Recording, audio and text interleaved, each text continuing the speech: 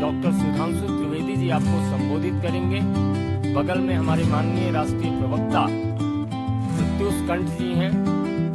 मेरा विनम्र निवेदन माननीय सुधांशु जी से है कि आपको संबोधित करें। मित्रों, एक तरफ भारत के द्वारा भेजे गए संयुक्त संसदीय दल के में तमाम विपक्षी दलों के सांसद, जिसमें कांग्रेस के सांसद भी हैं, वो दुनिया के भिन्न भिन्न देशों में भारत के पक्ष को गंभीरता के साथ और पूरे राष्ट्र की एकजुटता के साथ रखकर वापस आ रहे हैं। और दूसरी तरफ कांग्रेस के स्वघोषित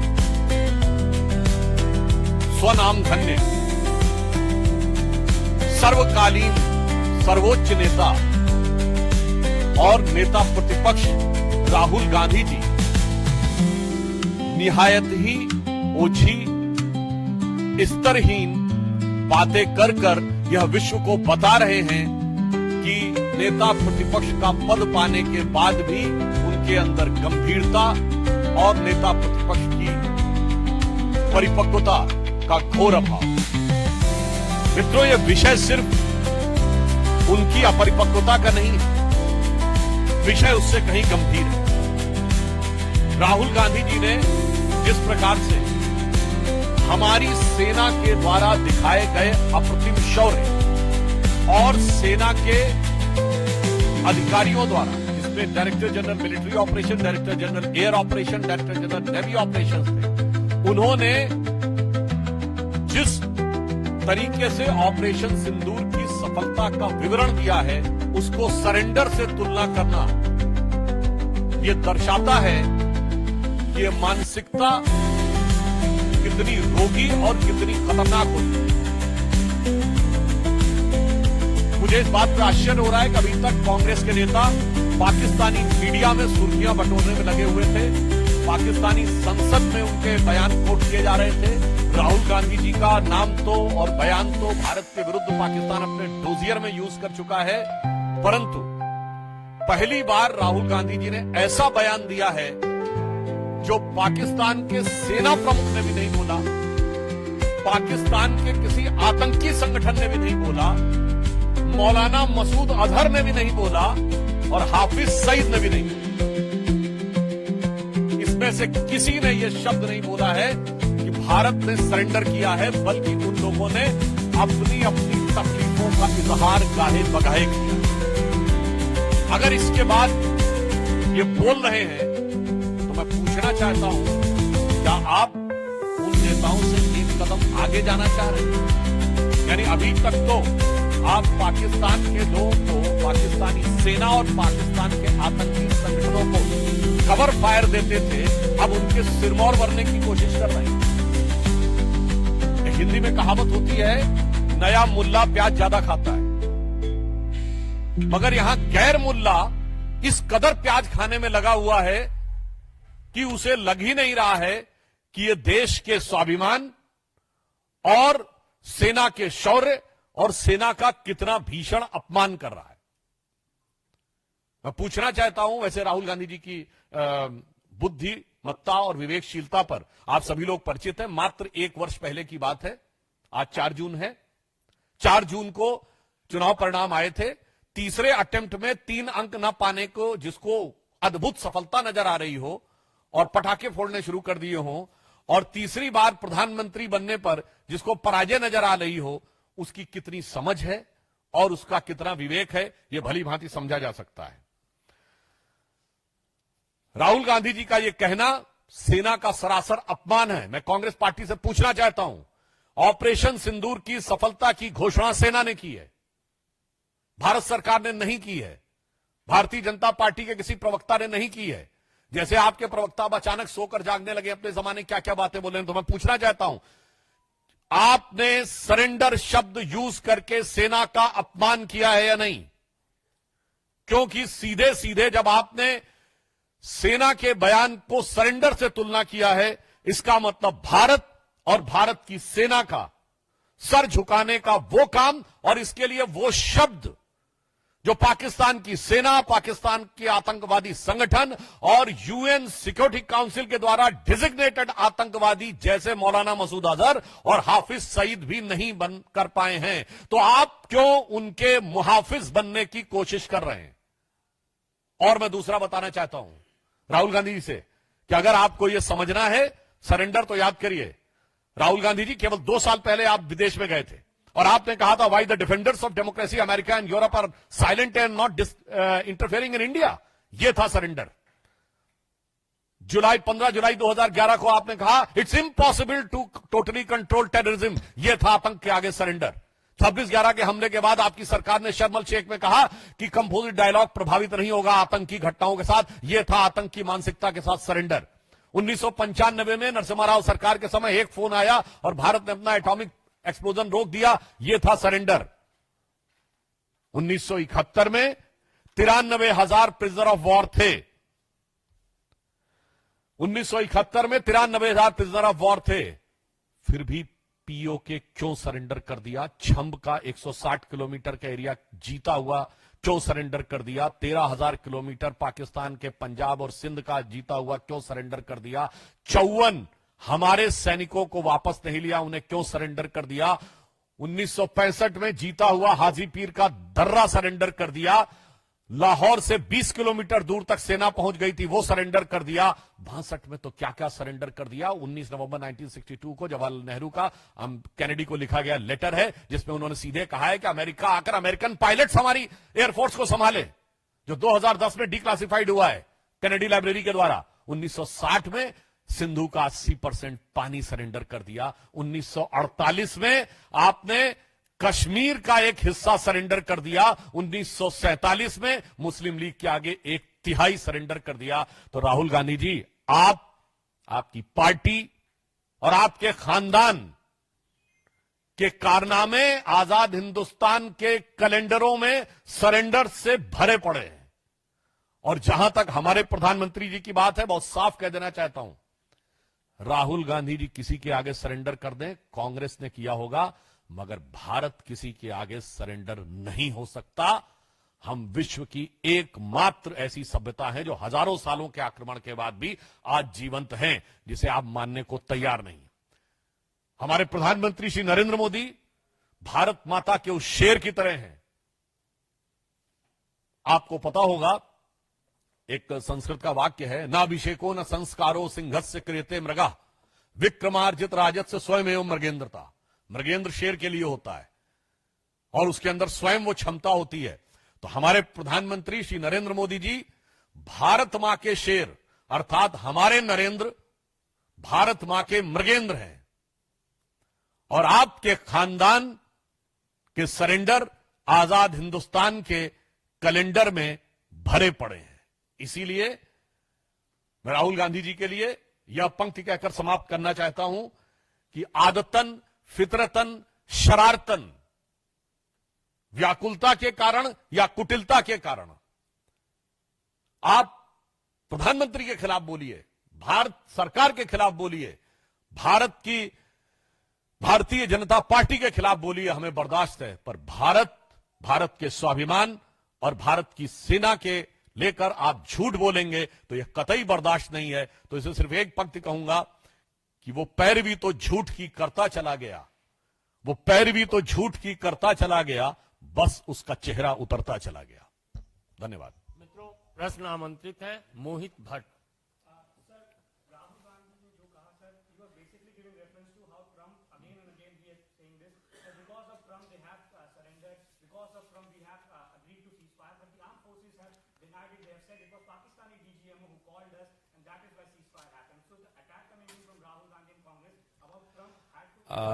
On the issue of US President statement, Government of India has clarified n number of times that there was no third party mediation. And if they want to believe that whatever the US President was saying, it is correct, then in that he has also mentioned the nuclear conflict.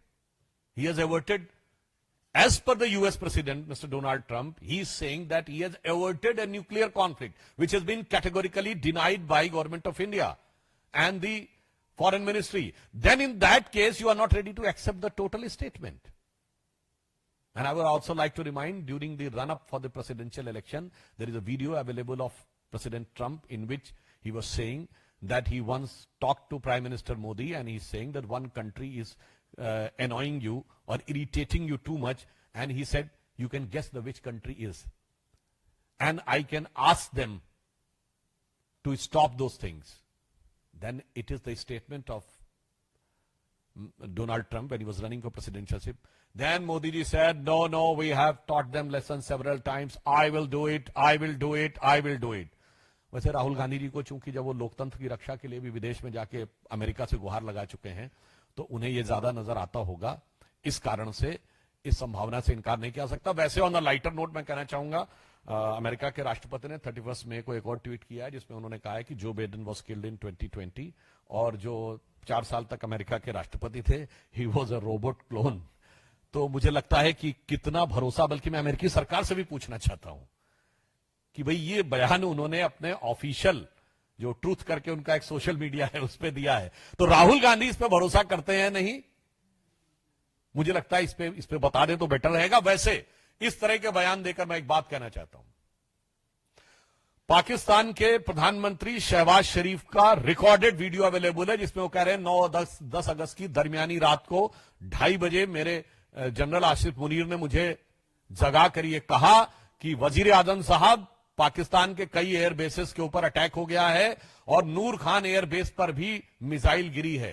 ये आसिम मुनीर और शहबाज शरीफ दोनों का कबूलनामा है। फिर वो Azerbaijan में भी जाके बोले कि हम तो फजर की नमाज का इंतजार कर रहे थे कि 4:30 के बाद अटैक करेंगे, उससे पहले इंडिया ने अटैक कर दिया रात्रि के तीसरे पहर में ही।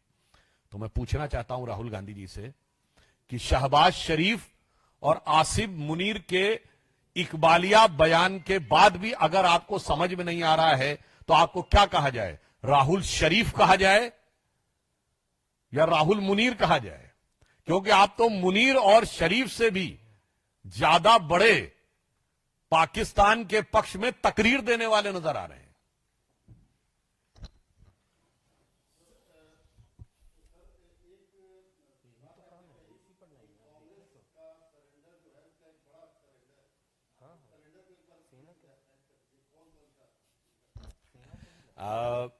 पुनः रिवर्स ऑर्डर में शुरू करता हूं। मार्च 2023 राहुल गांधी विदेश में जाते हैं और कहते हैं why the defenders of democracy America and Europe are silent over what is happening in democracy in India, they are not interfering.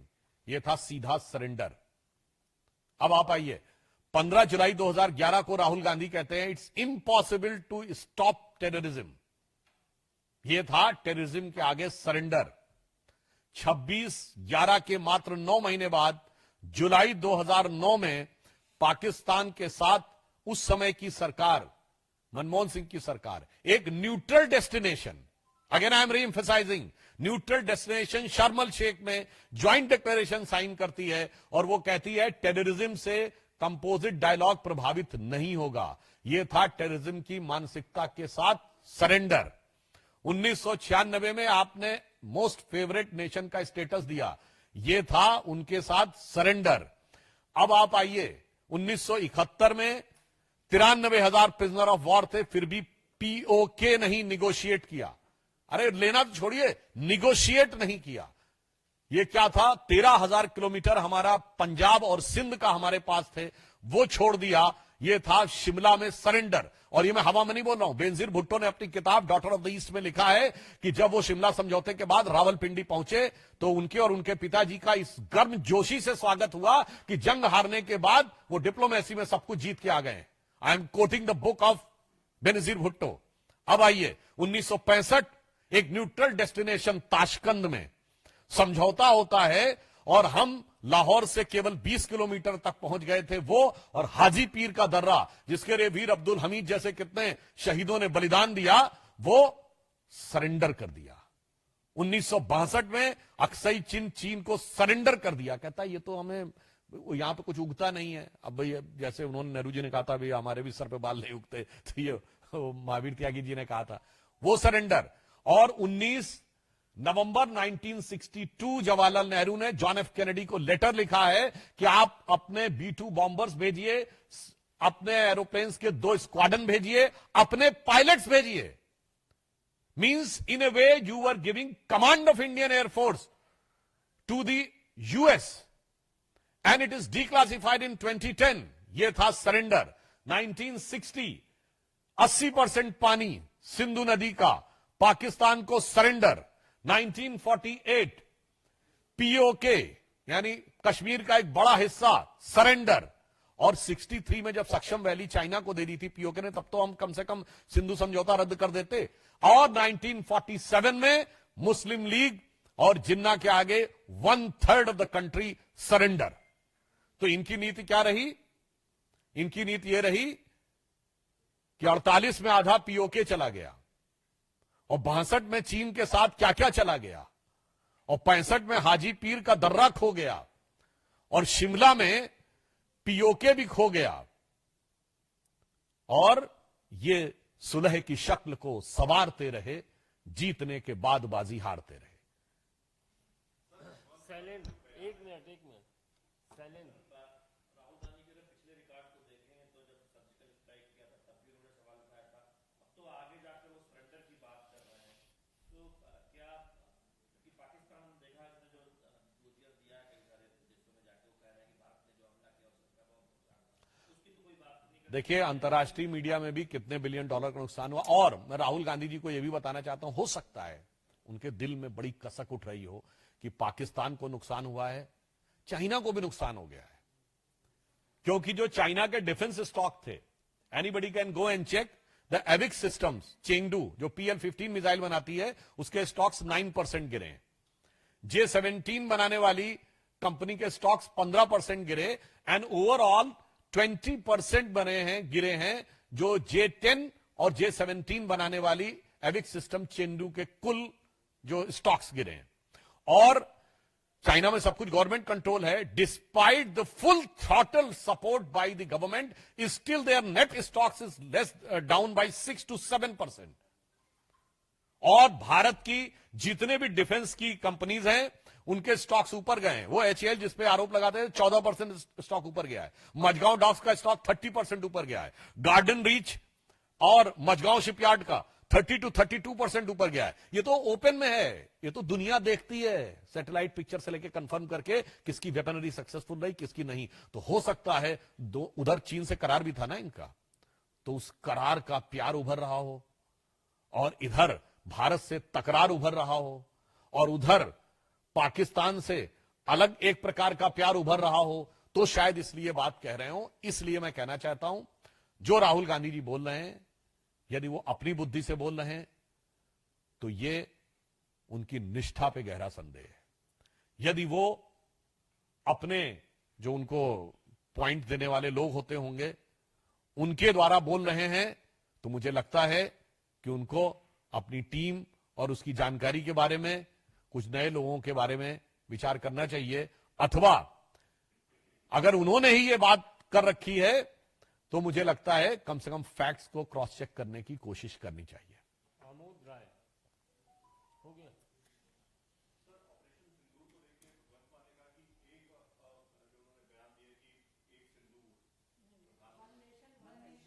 अभी तो इंडी गठबंधन, वो भी शायद इंडी गठबंधन में तो है। वैसे देखिए इंडी गठबंधन के जो लोग हैं जिन्होंने अपना नाम इंडिया रखा था, उनके दिल में कितना इंडिया है ये ऑपरेशन सिंदूर ने साफ कर दिया है। केवल नाम इंडिया रख लेने से कोई इंडियन नहीं हो जाता। जिसे कहते हैं, एक कहावत होती है ना, बगल में छुरी मुंह में राम। तो नाम इंडिया, दिल में पाकिस्तान। जिस तरीके से बड़े बड़े नेता, चन्नी साहब भी तो पंजाब के पूर्व मुख्यमंत्री हैं, वो क्या बोल चुके हैं, देखिए कैसे पाकिस्तान कोट करता है। सिद्धारमैया कर्नाटक के मुख्यमंत्री हैं, वो बोल चुके हैं उसी श्रेणी में। अब भगवत मान जी भी बोलने लगे। और वैसे भी तो वो ये पार्टी, वो वाली पार्टी है ना जिसने सबसे पहले सर्जिकल स्ट्राइक पे सबूत मांगा था। तो मुझे लगता है ये लोग जो बोलते हैं इसे गंभीरता से नहीं लेना चाहिए। ये आदतन बोलते हैं और फितरतन बोलते हैं। विकास भदौरिया। देश में आजकल जगह जगह पाकिस्तानी जासूस बहुत पकड़े जा रहे हैं।